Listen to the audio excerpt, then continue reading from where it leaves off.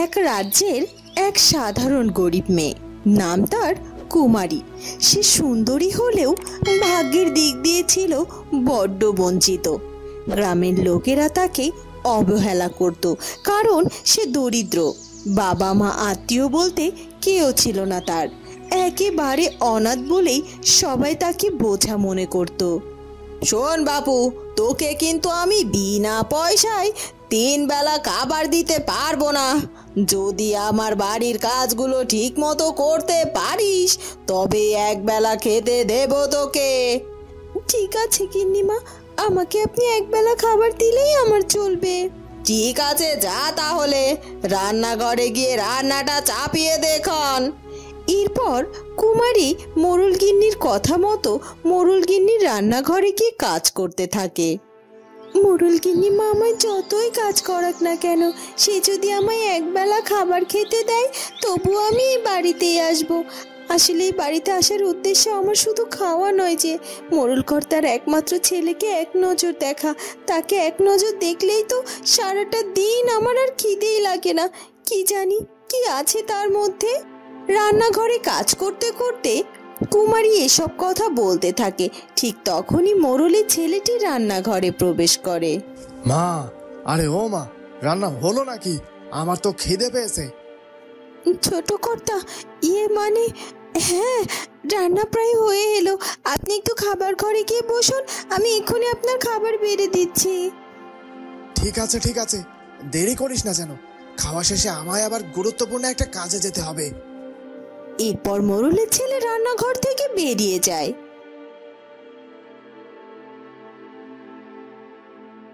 ইস, একটা নজর তাকে দেখবো বলে সারাটা দিন মোরল বাড়িতে কাজ করি। মোরল গিন্নি কত কষ্ট দেয়, না খেতে দিয়ে আমাকে সারা দিন কাজ করিয়ে নেয়। কোনোদিন তো একেবারেও খেতে দেয় না। তবু আমি এখানে কাজ করতে কত ভালোবাসি, শুধুমাত্র এই মানুষটার জন্য। আমি সুমনকে খুব ভালোবাসি, কিন্তু কোনোদিন কি বলতে পারবো তাকে এই কথা? কোনোদিনও কি এই কুমারীর ভালোবাসা সার্থক হবে? মনের কোণে সুপ্ত ভালোবাসা জমিয়ে রেখেই দিনের পর দিন পার হয় কুমারীর।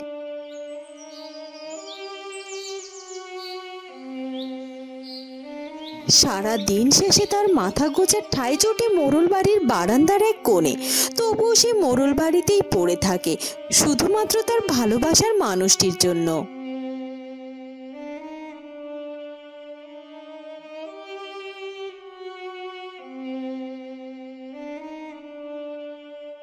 আরে এই কুমারী, আজকে কিন্তু অনেক রকম রান্না বান্না করতে হবে। একা একা সব করতে পারবি তো নাকি? দেখিস বাপু, পরে আবার হিমশিম খেয়ে কুটুমের সামনে আমাদেরকে অপমানিত করিস নে। বাড়িতে আজ নতুন অতিথি আসছে। আপনি কোনো চিন্তা করবেন না গিন্নিমা, আমি সবটা সুন্দর মতো সামলে নেব। আপনার আত্মীয় স্বজন আসার আগে আমি সব পদের রান্না সেরে ফেলবো। ঠিক আছে ঠিক আছে, ঠিকঠাক মতো সবটা করলেই হলো। হ্যাঁ গিন্নিমা, কিন্তু আজকে কারা আসবে বাড়িতে বলুন না। তোর অত সব শুনে কি কাজ শুনি? তবুও যখন শুনতে চাইছিস শোন, আজকে সুমনের হবু শ্বশুর বাড়ি থেকে কুটুম আসবে। কদিন বাদে আমাদের সুমনের বিয়ে ঠিক করেছি। কি সুন্দর যে তার বউ হচ্ছে সুমনের, সে কি তোকে বলবো। হবু বৌমা আসছে বাড়িতে, এলেই দেখতে পারবি। যা যা, এবার গিয়ে কাজে লেগে পড় তো দেখি। ও মা, তাই ছোট কর্তার বিয়ে ঠিক হয়েছে বুঝি? এ তো বেশ খুশির খবর। আর ছোট কর্তার বউ সুন্দরী হবে না কেন? ছোট কর্তা তো নিজেই কত সুন্দর দেখতে, তার বউকে তো সুন্দর হতেই হবে। ও মা, তোর চোখ দিয়ে আবার জল গড়িয়ে পড়ছে কেন রে? কি হলো কি তোর আবার? না না গিন্নিমা, ওটা কিছু না। হঠাৎ করে চোখটা একটু জ্বালা করে উঠলো, বোধহয় কোনো পোকা টোকা পড়েছে। যাকে, আমার এখন এসব ভাবলে চলবে না। আর তাড়াতাড়ি গিয়ে কাজে লেগে পড়ি, অনেক লোক আসছে বাড়িতে, রান্না তো করতে হবে। এ কথা বলেই কুমারী রান্নাঘরে চলে যায়।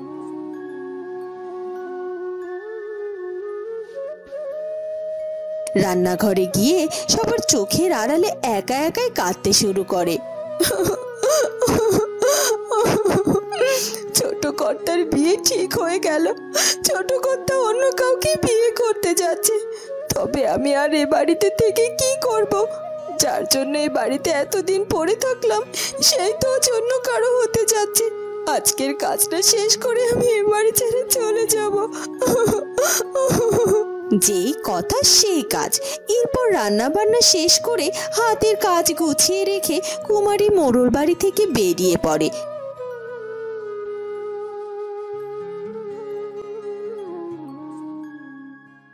একা একা হাঁটতে হাঁটতে জঙ্গলের গহীনে হারিয়ে যায় সে।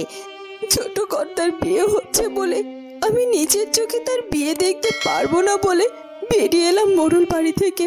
তবে মোড়ল বাড়ি থেকে যে বেরিয়ে এলাম, এখন আমি কোথায় যাব, কি খাবো আর কোথায় বা থাকবো? আমার যে মাথা গজার ঠাইটুকুও নেই। তাহলে কি আবার আমাকে মোড়ল বাড়িতে ফিরে যেতে হবে? অনেকটা সময় ধরে কান্নাকাটি করার পর হঠাৎ সে দেখতে পায় সেখানে অনেক ফুল গাছ। ও মা, এখানে তো দেখছি অনেক ফুল গাছ। এতক্ষণ ধরে এই ফুলগুলো তো আমি খেয়ালই করিনি। অন্যমনস্ক হয়ে অন্য চিন্তায় ডুবে থাকলে খেয়াল করব কি করে যে আশেপাশে কি আছে?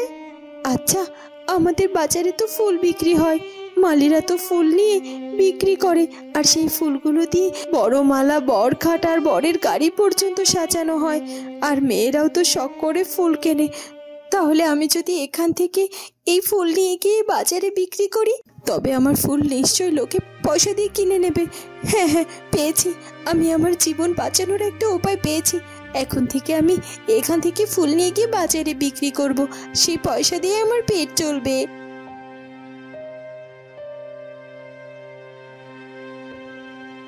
এরপর কুমারী ফুল গাছ থেকে ফুল ছিঁড়তে শুরু করে। যেই না সে একটি ফুল ছিঁড়ে নেয়, কে কে তুই? তুই আমার গাছ থেকে আমার অনুমতি ছাড়া ফুল ছিঁড়ছিস কেন? কে কে কে তুমি? তুমি তো একটি গাছ, আর এরকম একটা মানুষ হলে কি করে? আমি আমি মানুষ নই, আমি হলাম এই ফুলের রাজ্যের পরী। এই গহীন জঙ্গলে তো কেউ আসে না, আর এলেও আমার বাগান থেকে ফুল ছেঁড়ার সাহস তো তার হয় না। আর তুই এসেই কিনা আমার গাছ থেকে অনুমতি নেওয়া ছাড়াই ফুল ছিঁড়েছিস। এর শাস্তি তোকে পেতেই হবে। তোকে আমি একটি ফুলের মধ্যে বন্দি করে দেব। সারা জীবনের মতো তুই ফুল হয়ে বেঁচে থাকবি, ফুল হয়ে। এ কথা বলেই ফুলপরি কুমারীকে জাদু করে, আর তাকে জাদু করে একটি ফুলে রূপান্তরিত করে ফেলে। ফুল হয়ে ফুলকুমারী আকুতি মিনতি করে ক্ষমা চাইতে থাকে ফুলপরির কাছে। আমায় ক্ষমা করে দাও, আমায় ক্ষমা করে দাও তুমি। আমি সত্যিই জানতাম না যে এই বাগান কোনো ফুলপরির, আর এই বাগানের ফুল ছিঁড়লে শাস্তি পেতে হবে। আর আমি যদি সেটা জানতাম তাহলে কোনোদিনও কখনো এই অন্যায় কাজ করতাম না। দয়া করে আমাকে ক্ষমা করে দাও, ক্ষমা করে দাও আমাকে ফুলপরি। তুই লোভ করেছিস, তোর কোনো ক্ষমা নেই, কোনো ক্ষমা নেই। আমি লোভ করিনি, সত্যি বলছি। আমার জীবনটা যে বড় দুঃখের। আমার জীবন চালানোর জন্য শুধু আমি একটা বেঁচে থাকার উপায় খুঁজছিলাম আর কি। আর এটা যদি আমার অপরাধ হয়ে থাকে তাহলে আমি অপরাধী। এরপর কুমারী কাঁদতে কাঁদতে তার জীবনের সব দুঃখের ঘটনা ফুলপরির কাছে খুলে বলে। সব শুনে ফুলপরির মনও একটু শান্ত হয়। সে কুমারীকে তখন বলে, আহারে, তোর জীবনের ঘটনাগুলো শুনে সত্যি আমার বড্ড খারাপ লাগছে। সত্যি তো তুই কোনো অন্যায় করিসনি, কিন্তু ফুলপরি যদি কাউকে একবার শাস্তি দিয়ে দেয়, সেই শাস্তি যে তুলে নেওয়ার ক্ষমতা ফুল ফুলপরির নিজেরও নেই। আমি যে তোকে শাস্তি দিয়ে ফেলেছি, এখন তো আমার আর কোনো উপায় নেই। আমি নিজে তোকে এই ফুলবন্দি জীবন থেকে যে মুক্ত করতে পারবো না। যদি কোনো সত্যিকারের কেউ তোকে ভালোবাসে এবং তোর মায়ায় পড়ে, তবেই তুই মুক্তি পাবি তোর এই জীবন থেকে। আর ততদিন পর্যন্ত তুই এখানে এভাবেই ফুলপরি হয়ে বেঁচে থাকবি। গহীন জঙ্গলে আমাকে কে খুঁজবে ফুলপরি? আমার আমার তো আত্মীয় স্বজন বলতে কেউ নেই। কেউ আমার খোঁজ করবে না। বরং আমি সবার জীবন থেকে হারিয়ে গেলে তো সবাই বেঁচে যাবে। তুমি আমায় একটা উপায় দাও অন্তত, যেন যেন আমি আমার চেষ্টায় আমার জীবনকে রক্ষা করতে পারি। ঠিক আছে, আমি তোকে পরিপূর্ণ মুক্ত করতে না পারলেও কিছুটা তো পারি, আর আমি সেটাই করব। তুমি যত সুন্দর, তত ভাগ্যহারা তোমার জীবন। তুমি আজ থেকে ফুল হয়েই যাবে। তবে সূর্য ওঠার সাথে সাথে তোমার শরীর ফুলে তুমি আজ থেকে ফুল হয়েই থাকবে। তবে সূর্য ওঠার সাথে সাথে তোমার শরীর আবার ফুলে পরিণত হবে। আর যখনই সূর্য ডুবে গিয়ে রাত নামবে, তখন তুমি আবার মানুষ হবে। সূর্য ডোবার পর থেকে সূর্য উদয় হওয়ার আগ পর্যন্ত তোমার সময়। এর মধ্যে যদি তুমি পারো কোনো মানুষকে তোমার ভালোবাসার মায়ায় আটকাতে, আর সে যদি চায় ভালোবেসে তোমার সাথে সারা জীবনের জন্য থাকতে, তবেই তুমি মুক্তি পাবে তোমার এই ফুলবন্দি ফুলকুমারী হয়ে থাকা জীবন থেকে। কেউ যদি সত্যিকারের ভালোবাসা দিয়ে এই ফুলকে রক্ষা করে এবং হৃদয়ে স্বীকৃতি দেয়, তবেই অভিশাপ ভাঙবে তোমার জীবনের। এ কথা বলেই ফুলপরি অদৃশ্য হয়ে যায়। ফুলকুমারী ফুল হয়ে গাছের ডালে দুলতে থাকে। আর তারপর যখন দিনের আলো কেটে যায়, রাতের আধার নামে, তারপর সে আবারও মানুষ রূপ ধারণ করে। আমি এখন কি করি? কে আমায় ভালোবেসে আমার এই অভিশপ্ত জীবন থেকে মুক্ত করবে? সুমন। আমি তো সুমনকে ভালোবাসি। সুমনকে একবারও বোঝেনি আমার মনের ভেতরে লুকিয়ে থাকা ভালোবাসার কথা। নিশ্চয় বুঝেছে কিছু না কিছু। আমি সুমনের কাছে যাব আর আমার ভালোবাসার কথা ওকে খুলে বলবো। সব কিছু শোনার পরও নিশ্চয় আমার অভিশপ্ত জীবন থেকে আমাকে মুক্ত করবে। এরপর কুমারী জঙ্গল থেকে তাড়াতাড়ি করে চলে যায় মোড়ল বাড়িতে। মোড়ল বাড়ির অন্দরমহলে মোড়ল গিন্নি আর সুমন উপস্থিত ছিল। আর সবাই কুমারীকে দেখে অনেক বেশি রেগে যায়। কিরে কুমারী, রান্না বান্না সেরে তুই কোথায় হাওয়া হয়ে গিয়েছিলিস বলতো? আত্মীয় স্বজন এসেছিল, তাদের আপ্যায়ন করতে আমাকে কত কষ্ট করতে হয়েছে। তুই না বলে এভাবে কোথায় চলে গিয়েছিলিস? কুমারী কারো কোনো কথার জবাব না দিয়ে সোজাসুজি সুমনের সামনে গিয়ে দাঁড়ায় আর সুমনকে গিয়ে তার ভালোবাসার কথা জানিয়ে দেয়। কুমারীর কথা শুনে সুমন যেন আকাশ থেকে পড়ে এবং উপহাসের মতো হেসে সে কুমারীকে জানায়, কি ভাবছিস? তোর মতো ছোট লোক ঘরের মেয়ে ভাবলো কি করে যে তুই আমায় ভালোবাসলে তোর ভালোবাসার ডাকে আমি সাড়া দেব? আর যত সব আজগুবি গল্প বানানোর জায়গা পাসনি, তাই না? কি সব ভুলভাল কথা বলছিস? তুই ফুলবন্দি হয়ে আছিস, ফুলকুমারী হয়েছিস, হ্যান ত্যান আরো কত কি। এইসব নাটক অন্য কোথাও গিয়ে কর। আর হ্যাঁ, আজকে এই মুহূর্তে বাড়ি থেকে তুই বেরিয়ে যা, আর যেন এই বাড়ির চৌকাঠে তোর পা না পড়ে।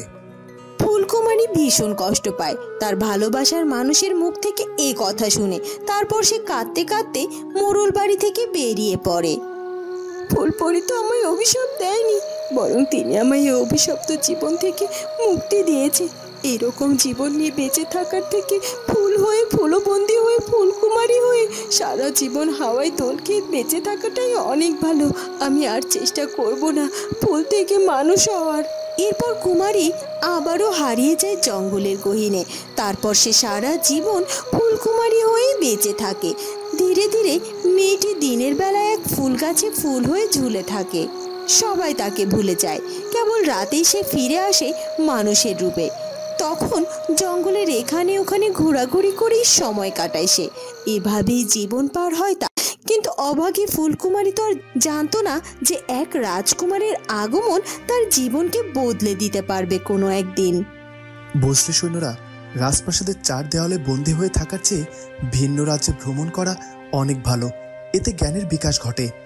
হ্যাঁ রাজপুত্র, আপনার সঙ্গে আমাদেরও রাজ্য ভ্রমণ করতে ভীষণ ভালো লাগে। শুনুন রাজপুত্র, এই জঙ্গলের গহীনে এক জায়গায় দারুণ সুন্দর একটা ফুলের বাগান আছে। মানুষের দ্বারা তৈরি নয় সেই বাগান, আপনা আপনি তৈরি হয়েছে। লোকের মুখে শোনা যায় এটা নাকি ফুলপরির বাগান। আচ্ছা, তাই নাকি? চলো তাহলে আমরা আজ ওই ফুল বাগানটিতে ঘুরে আসি।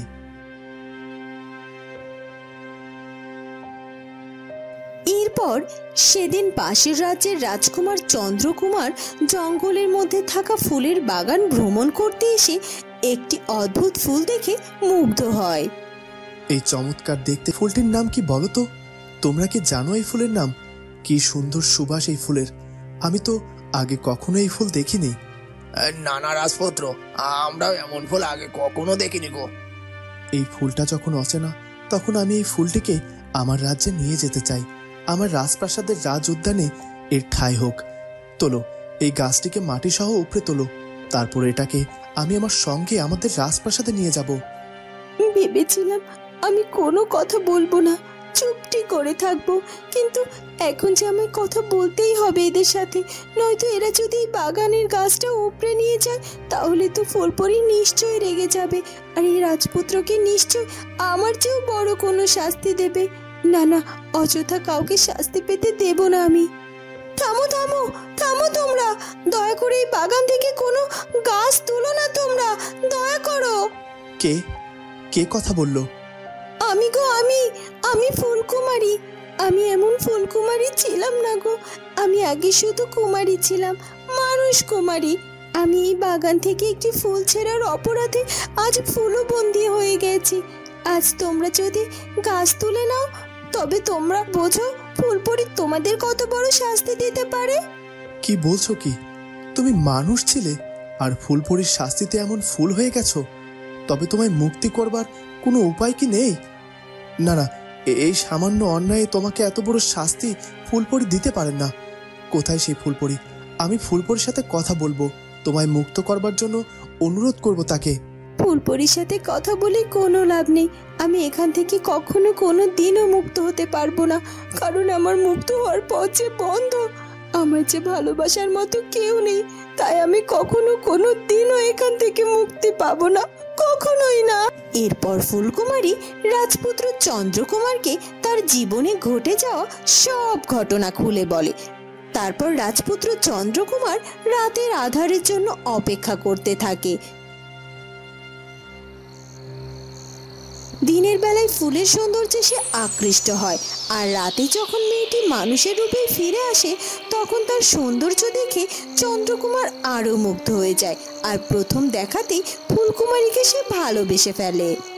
তোমাকে আমি তোমার এই অভিশপ্ত জীবন থেকে মুক্তি দিতে চাই ফুলকুমারী। আমি তোমাকে এখন থেকে আমার রাজপ্রাসাদে নিয়ে যেতে চাই। আমি তোমায় ভালোবেসে আমার জীবন সঙ্গী বানাতে চাই।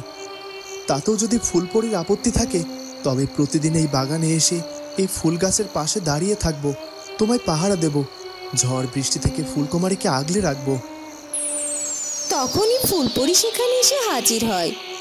শেষ পর্যন্ত ফুলকুমারীকে ভালোবেসে কেউ একজন তাকে আপন করে নেওয়ার প্রস্তাব দিয়েছে, আর তাই তার সেই ভালোবাসায় আজ অভিশাপ ভেঙে দিল ফুলকুমারীর জীবনের। যাও ফুলকুমারী, তুমি তোমার ভালোবাসার মানুষের হাত ধরে সুখের জীবনের দিকে এগিয়ে যাও। তুমি আজ থেকে মুক্ত, তোমাকে আর ফুলবন্দি হয়ে থাকতে হবে না। আজ থেকে তুমি ফুলকুমারী নও, তুমি যে মানুষ কুমারী। তুমি মুক্ত, আর তুমি তোমার জীবনে সঠিক ভালোবাসার মানুষ পেয়েছো, আর তোমার কিচ্ছু দরকার নেই। এ কথা বলেই পরীটি সেখান থেকে অদৃশ্য হয়ে যায়। সত্যি সত্যি রাজকুমার, আজ আজ আপনার ভালোবাসার কারণে আমার জীবনের সমস্ত অভিশাপ কেটে গেছে। আমি আমি আবার মুক্ত হতে পেরেছি। আর আমি তো কখনো কোনোদিনও ভাবতে পারিনি যে সত্যি কেউ আমাকে এইভাবে ভালোবাসবে। সত্যি সত্যি আমি আপনাকে পেয়ে মহাধন্য রাজকুমার, মহাধন্য। ফুলকুমারী আবারও স্থায়ীভাবে মানুষের রূপে ফিরে আসে। রাজপুত্র চন্দ্র কুমারীকে নিয়ে রাজপ্রাসাদে যায়। কুমারীর ফুলকুমারী হওয়া জীবনকে ধন্য ধন্য বলতে থাকে।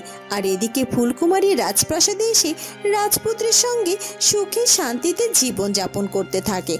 বন্ধুরা, কেমন লাগলো আমাদের আজকের গল্পটি? যদি ভালো লাগে তাহলে অবশ্যই আমাদের চ্যানেলটিকে সাবস্ক্রাইব করে দিও। দেখা হবে নতুন কোনো গল্প নিয়ে। সে পর্যন্ত ভালো থেকো। ধন্যবাদ।